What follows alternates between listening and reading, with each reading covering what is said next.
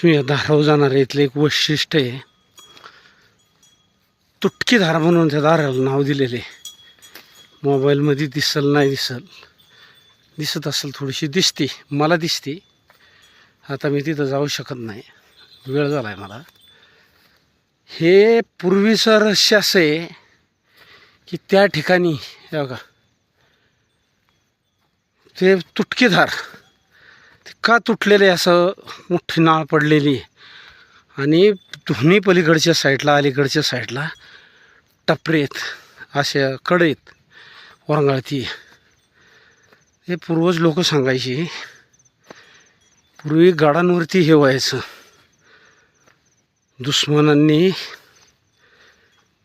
शत्रूंनी पाठला करू नये त्यांच्या घोड्यांनी, मग अशा जागजागी हे केलेलं असतं. इकडं ह्या साईडला ह्या दाराने रस्ता जाणारा कुठला आहे, राजगड तोरणागड वेल्हे साईडला. आणि इकडं उत्तरेच्या बाजूला सिंहगड दिसत नाही डोंगरामुळं, तिथून सिंहगड असायचा. ती तुटकी दार आहे तेव्हा ते अजून दिसतंय. त्याच्यात कुणी पाठलागा करू नये शत्रूंनी म्हणून अशा पद्धतीने हे केलं होतं. मध्ये चर खणला होता आणि त्या चरावरनं पाठला करायच्या घोड्यांना किंवा कोणाला पाठला करता नाही आला पाहिजे पाठीमागं. आणि जर आजूबाजूने जायचं म्हणलं मग खाली तळातच डायरेक्ट उतरायला लागायचं, कारण मग कुठूनच जायला रस्ता नव्हता. अशी परिस्थिती आहे तिथली. हे बघा, मोठ्या पावसात अशा खराळ सुटलेली आहेत, डोंगरच्या डोंगर दरडी कोसळलेल्या. बघा, आता गुरं सोडून मी आलो वरती थोडंसं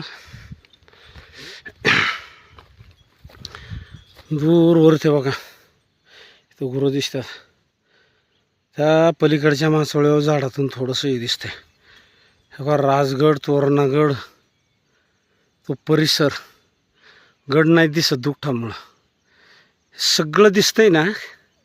लहानपणी आम्ही गुरं वाळलेली आठवण आहे, लय मस्त वाटतं. एवढी झाडी नव्हती, माझ्या चुलत्याबरोबर ह्यांच्यावर मी यायचो. जरूर एक दिवस तुटक्यादार होऊन आपण व्हिडिओ काढू आणि तिथलं रहस्य काय आहे. आत्ता लोकांना किती भयानक डिग्र्या घेऊन शिक्षण घेऊन इंजिनियर तयार होत्यात, त्यांना कधीच कल्पना सुचल्या नसत्या. किती शत्रूंनी जरी जोरात पाठला केला ना, करण्याचा प्रयत्न केला, तुटक्यादारावरनं ज्यांना माहिती आहे खणलेली तीच लोक फक्त हे करू शकतात. आणि इथून जर शत्रूंनी पाठला करायचा म्हणलं तुटक्यादाराचा, कमीत कमी खाली उतरून परत धारला याला 2.5-3 तासाचा हे, तोपर्यंत सैनिक निघून जायचं सुरक्षित ठिकाणी किंवा कुठल्या गडावर. वाटतं 2-2.5 तासाचा घोड्यांसाठी रस्ता असेल. तोरणा राजगड सिंहगड हा परिसर असेल. 10-20 मिनटं राहिल्यातून रात्र झाली. हे बघा, खाली गाव आहे, मोगरवाडी, खामगाव, चांदवाडी, ही अशी गावं आहेत. वशवाडी, मुळा मुठा नदी मालखेडची. हवा पाणी दिसतंय, दुखा दिसतंय. हे इकडं पानशेत खडकवासला, हे खडकवासला दिसतंय, वरसगाव नाही दिसत. सिंहगडच्या परिसरात गेल्यावर वरसगाव पण दिसतं. आता हा पूर्ण डोंगर उतरून मला गावात जायचे खाली. मलाच हसायला येते. आता मला कंटाळा येतोय.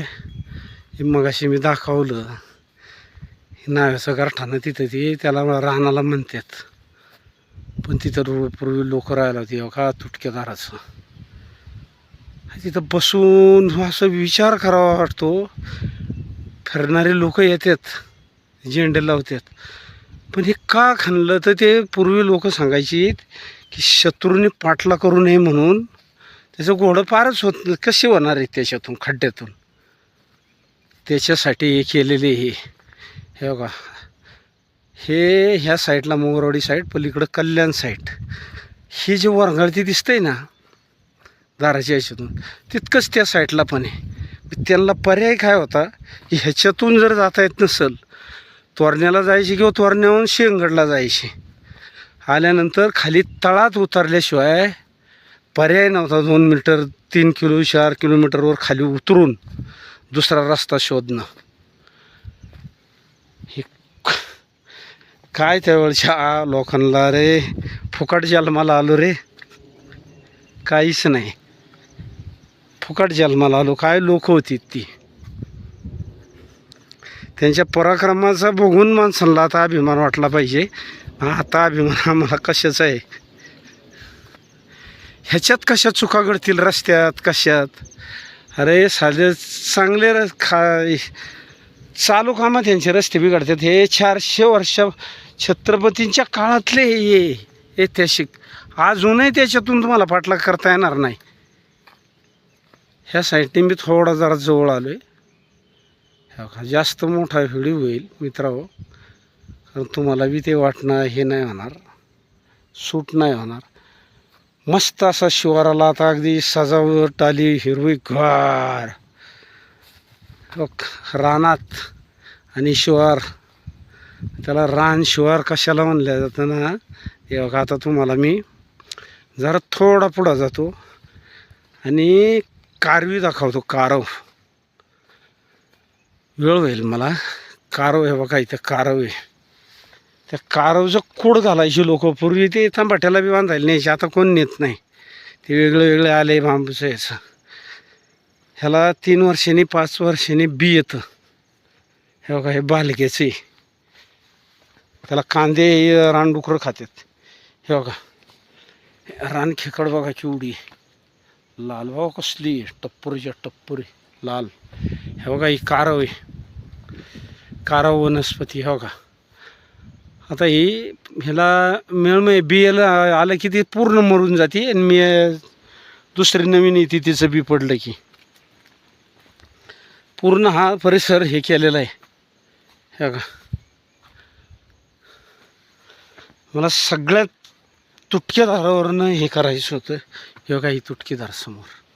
अजूनही मला तिथं जावंशी वाटतंय, पण आता वेळ झाला, व्हिडिओ बी मोठा झाला, बराच परिसर झाला, सलग व्हिडिओ काढला आहे. ह्या का शिवार, रान शिवार, दुःख आहे जागजागी. तोरण्याचा थोडासा भाग दिसतोय, त्याच्या लास्टला दुःख दिसतंय, तोरणं नाही दिसत, त्याच्या बाजूशी दिसतात. हे बघा, हे समोर ही कारव असं प्रचंड वर घालती आहे रान. चाललो आता, चला गुरु घेऊन जाऊ या खाली. हे बघा, इकडे केवढी खेकडे.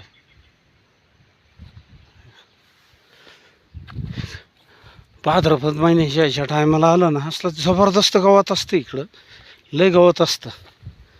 गुरं बी येतात, मुक्कामी बैल असतात गावातली, त्या टायमिंगला असते तिकडं. अजून म्हणावं असा चारा नाही झाला. आता गुरांपाशी जाऊ द्या, वेळ झाला आहे.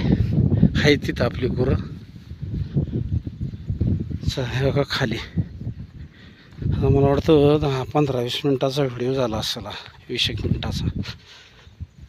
काय काय इकडं काय दिसना अजून, खरतुडी लोंडा इकडं वर नाही. हे जनावरांनी डुकरांनी बघा, हे गोमाटी आहे, गोमाटी. हिला अजून फळं नाही आलेली. हे बघा, हे गोमाटीचा येल आहे.